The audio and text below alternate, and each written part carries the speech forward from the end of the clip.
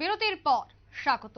শেষবারের মতো প্রচারের ঝাঁজ তুলতে ইতিমধ্যেই রাজ্যে বক্তব্য রাখতে চলেছেন প্রধানমন্ত্রী নরেন্দ্র মোদী। কিছুক্ষণের মধ্যেই তিনি রাজ্যে আসবেন এবং তেজোদীপ্ত ভাষণ রাখবেন কর্মী সমর্থকদের উদ্দেশ্যে এবং শেষবারের মতো প্রচারে ঝড় তুলতে তিনি একাধিক গুরুত্বপূর্ণ বক্তব্য রাখবেন বলে এই মুহূর্তে খবর।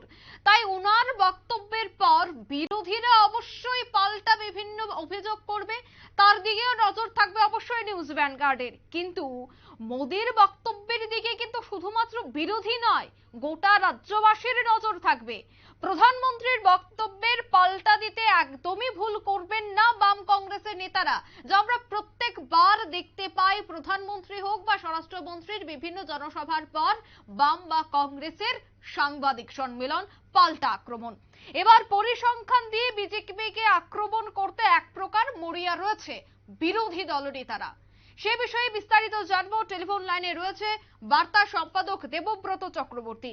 দেবব্রত দা, কিছুক্ষণ পরেই প্রধানমন্ত্রী নরেন্দ্র মোদী কর্মী সমর্থকদের উদ্দেশ্যে ভাষণ রাখবেন এবং সেখানে প্রচারে ঝাঁজ তুলতে এক প্রকার বিরোধীদের নিশানা করবেন তিনি। সেক্ষেত্রে কি মনে হয়, শেষবারের মতো প্রচারের পর বিরোধীরা কি যুক্তি দিয়ে আক্রমণ করতে চলেছে শীর্ষ নেতাকে?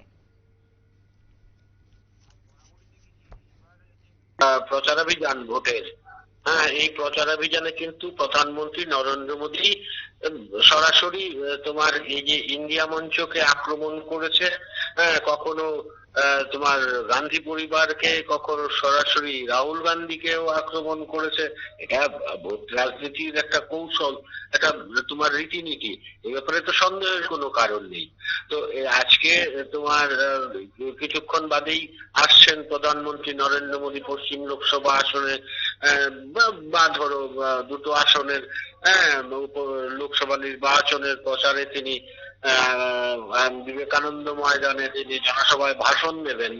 তবে এক্ষেত্রে যে প্রধানমন্ত্রী নরেন্দ্র মোদী রাজ্যের কংগ্রেস সিপিএম এর সমালোচনা করবেন এবং কংগ্রেসকে এই ইন্ডিয়া মঞ্চ, তথাকথিত এই ইন্ডিয়া মঞ্চকে যে আক্রমণের নিশানায় রাখবেন, তা কিন্তু বলার অপেক্ষা রাখে না, এটাই হতে যাচ্ছে।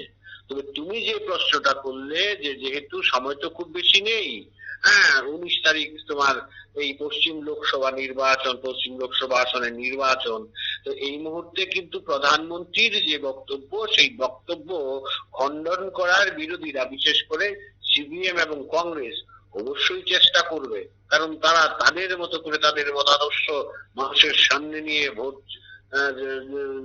আদায়ের চেষ্টা করবে। সেই দৃষ্টিকোণ থেকে যে ইতিমধ্যে কিন্তু কংগ্রেসের এবং সিপিএম এর যারা, বা বিশেষ করে বর্তমান বাংলাদেশের যারা থিঙ্ক ট্যাঙ্ক আছে, তারা কিন্তু ইতিমধ্যে প্রস্তুত হয়ে গেছেন। তারা দূরবীন দিয়ে, তারা ভালো হেডফোন দিয়ে শুনবেন যে কি বলছেন নরেন্দ্র মোদী। আজকে এই বিবেকানন্দ ময়দানে নরেন্দ্র মোদী কি বলছেন বলার অপেক্ষা রাখে না।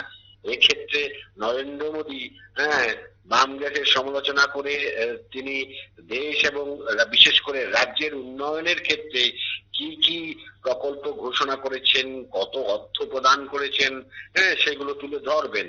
তো এই বিষয়ের দিকে কিন্তু বামগ্রেস যারা থিঙ্ক ট্যাঙ্ক রয়েছে তারা নজর রাখবেন এবং খুব সুচারুভাবে বিচার বিশ্লেষণ করে এ ব্যাপারে নরেন্দ্র মোদীর যে বক্তব্য, তথ্য, এর কিভাবে তোমার পাল্টা জবাব দেওয়া যায়, এর জন্য কিন্তু ইতিমধ্যে তৈরি হয়ে গেছে এবং সে প্রচেষ্টাটা শুরু হয়ে গেছে।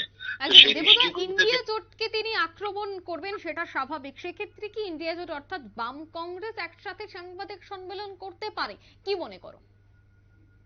করতেই পারে, সে তো সুযোগ। দেখো, বিষয় ভোটটা হচ্ছে প্রচারের, কে কি করলো এতদিন, কে কি করেছে, কে কি করেনি, সেটা তুলে নিয়ে মানুষের মন জয় করার চেষ্টা, কাউকে হেয় প্রতিপন্ন করা এবং কাউকে তোমার কেউ কেউ নিজেদের অবস্থান মজবুত করার বিষয়ে নিজেদের ভালো দিকগুলো তুলে ধরবে এবং যারা বিরোধী আছেন তাদের খারাপ দিকগুলো তুলে ধরবেন। এবং আজকে বিশেষ করে প্রধানমন্ত্রী নরেন্দ্র মোদী যে বক্তব্যগুলো করছেন বা করবেন, সেই বক্তব্যের পরিপ্রেক্ষিতে যে পাল্টা একটা প্রচার কিন্তু অবশ্যই করবে বিজেপি, এবং বিজেপির এই তোমার উদ্যোগের পর হ্যাঁ অবশ্যই এই ক্ষেত্রে কংগ্রেস একটা তোমার পাল্টা একটা সাংবাদিক সম্মেলন করেই হোক বা যেভাবেই হোক, হ্যাঁ তার এখন তোমার তাদের রয়ে গেছে তোমার মিডিয়া সেল রয়েছে, হ্যাঁ সুতরাং এই ক্ষেত্রে যে তারা পাল্টা একটা সাংবাদিক সম্মেলন, তুমি ঠিক বলেছো, সাংবাদিক সম্মেলনও করতে পারে। হুম, তো সেভাবে একটা পাল্টা যে তারা দেবে সে ব্যাপারে সন্দেহের কোনো কারণ নেই অঙ্কিতা।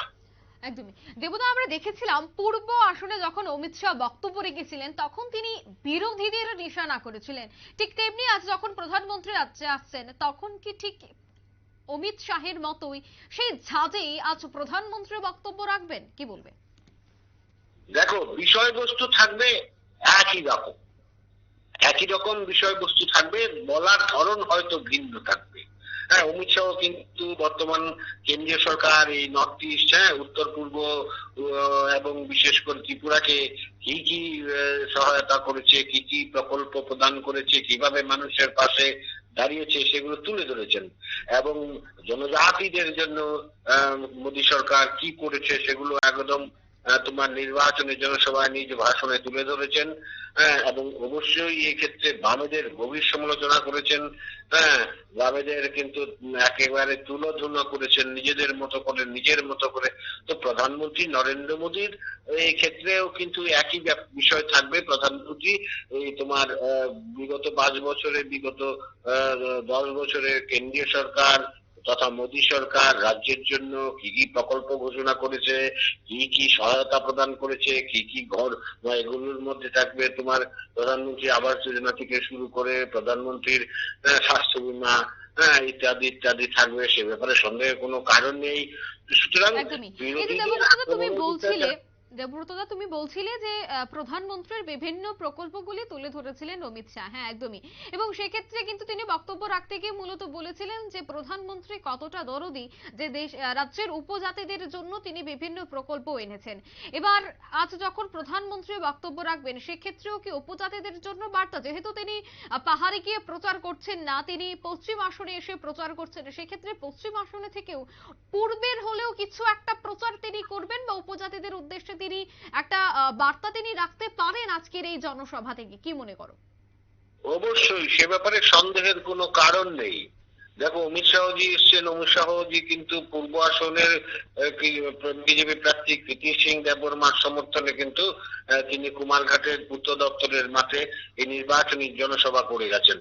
তো আজকে যে প্রধানমন্ত্রী এবং আসন করে গেছেন, সেক্ষেত্রে কিন্তু অমিত শাহর কথা বলছি, যে সেই ক্ষেত্রে কিন্তু তিনি তোমার পশ্চিম লোকসভা আসনের বিজেপি প্রার্থী বিপ্লব কুমার দেবের সমর্থনেও তিনি প্রচার করেছেন, এবং বিপ্লব কুমার দেবকেও তিনি ভোট দিতে সাধারণ মানুষের প্রতি আহ্বান জানিয়েছেন। সেই দৃষ্টিকোণ থেকে আজকে প্রধানমন্ত্রী নরেন্দ্র মোদী, তুমি দেখবে, মিলিয়ে রাখবে, আমি বলে রাখলাম তুমি মিলিয়ে রাখবে, মিলিয়ে দেখবে পরে, যে প্রধানমন্ত্রী আজকের দিনে তোমার বিবেকানন্দ ময়দানে যে ভাষণটা দেবে, সেই ভাষণে এই পূর্ব লোকসভা আসনের যে বিজেপি প্রার্থী কৃতি সিং দেববর্মা তার হয়েও তিনি ভোট প্রার্থনা করবেন। এবং পূর্ব, দেখো, শুধু তো রাজ্যের প্রধানমন্ত্রী নরেন্দ্র মোদী যে সমস্ত প্রকল্প, যে সমস্ত আর্থিক সহায়তা রাজ্যকে করেছে, তা তো শুধু পশ্চিম লোকসভা আসনের জন্য করেনি। তো সুতরাং স্বভাবতই এই পুরো ব্যাপারটা চলে আসবে, গোটা রাজ্যের ব্যাপারটা চলে আসবে। সেই ক্ষেত্রে জনজাতিদের জন্য তিনি যদি কিছু আশা প্রত্যাশার ঘোষণাও দিয়ে যান, হ্যাঁ তা কিন্তু মোটেও অভাবনীয় নয় অঙ্কিতা। একদমই। আজ যেহেতু প্রচার শেষ, অর্থাৎ শেষবারের প্রচার, সেক্ষেত্রে প্রধানমন্ত্রীর জনসভা কতটা অক্সিজেন যোগাবে বিজেপির জন্য? সরি, হ্যাঁ দেখো, আমরা এর আগের বারও দেখেছি প্রধানমন্ত্রী কিন্তু ঠিক যেদিন ত্রিপুরার ক্ষেত্রে যাওয়া হয়েছে, যেদিন নির্বাচনী প্রচার, প্রচার শেষ, ঠিক এর কয়েক ঘন্টা আগে ত্রিপুরায় এসে এই ধরনের একটি নির্বাচনী জনসভা করে তিনি চলে যান, যাতে বিরোধীরা এর পাল্টা কোন স্টার যারা প্রচারক রয়েছেন, তারকা প্রচারক রয়েছেন, তাদের এনে এর সঠিক পাল্টা কিছু না দিতে পারে। এটা একটা কৌশল, রাজনৈতিক কৌশল। তো এই পরিস্থিতিতে আমরা এবারও দেখলাম ঠিক তাই। আজকে আসছেন, আজকে তিনি একটায় আসছেন, দলীয় সূত্রে যা খবর আজকে তিনি একটায় আসছেন।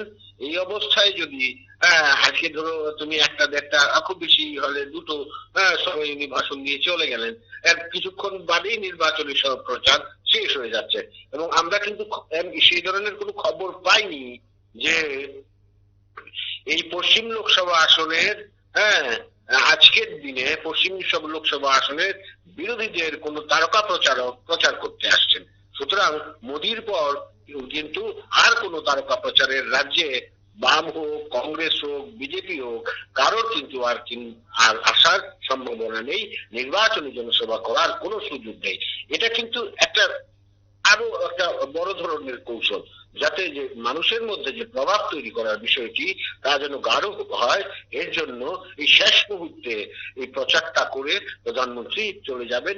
এর এর যে তুমি যে প্রশ্নটা করলে কতটুকু প্রভাব পড়বে, এর শোনো, মানুষের কি একটা দেশের প্রধানমন্ত্রী, সর্ব সর্ব উচ্চ স্তরীয় নেতা, এই ক্ষেত্রে মানুষের এই ধরনের নেতৃত্বের উপর একটা বিশ্বাস থাকে, আস্থা থাকে।